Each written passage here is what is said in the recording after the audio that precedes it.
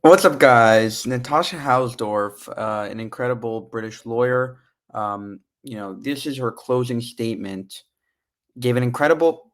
What's up, guys? Natasha Hausdorf, an incredible British lawyer, gave an unbelievable.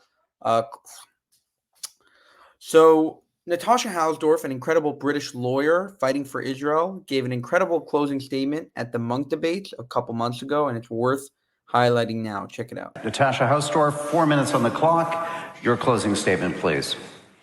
Well, ladies and gentlemen, we've heard a lot about freedom of speech this evening, and I think it's important to clarify that Douglas and I aren't here to silence anyone. We're just here for the proper identification of what we've been hearing from the opposition, and that is anti-Zionism and anti-Semitism. And let me be clear, I do not blame the whole world for the venomous hatred that Israel is currently being subject to. I blame the opposition and the blood libels that they have peddled in this evening. Gideon began with a statement of his credentials. Perhaps I should do the same. I sit in front of you as the granddaughter of Palestinians. Living under the British, they had identity cards issued to them that identified them as Palestinians, nationals of the British Mandate.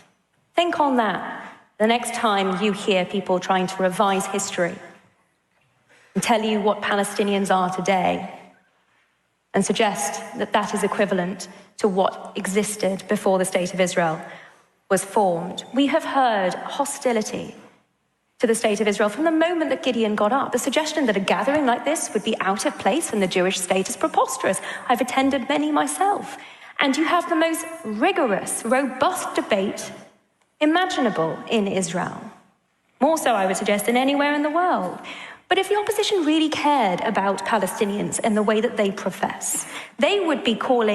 She's making a great point there. If you look at, between Israel's right and left and all the back and forth between Israel, two-state solution, this, that, Israel has probably the strongest debate inside Israel right now. And in general, the amount of opposition and back and forth and voices and right and left and Ben Gvir and Smotrich and Gallant and Netanyahu and Bennett, and it's all over the place. I mean, Israel, if any place is very relatively divided, it's Israel.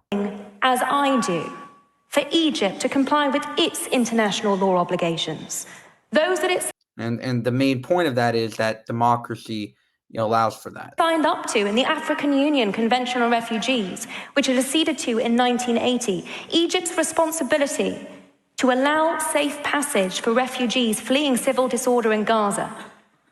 Israel has gone above and beyond, and other modern militaries frequently say we wouldn't be able to meet the standards that Israel sets in the precautions that it takes.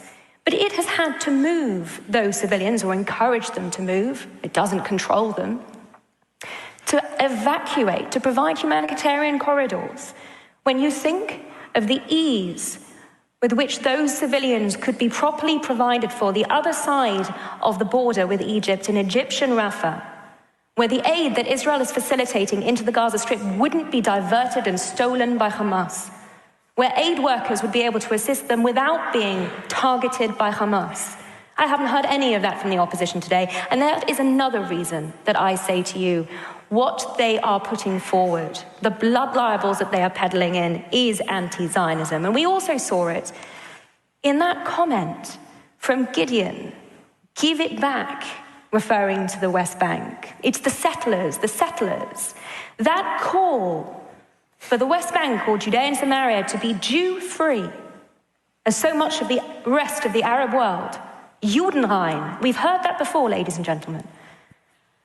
We were told because Jews in the 20th century differed about whether the creation of the State of Israel was a good idea, that was a reason that Jews couldn't be anti-Semitic if they were anti-Zionist. Well, I urge you to consider a debate between parents, which might be entirely legitimate as to whether or not to have a child. There may be arguments for and against, reasonable ones. But once that child is born, to suggest that it should be gotten rid of would be murder.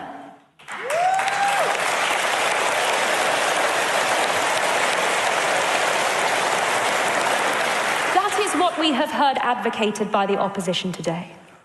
And so I ask you, if you are, as Israel, liberal, care about peace, and abhor racism, you will stand with the proposition this evening.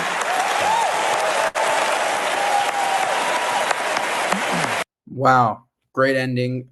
She got a standing ovation for good reason.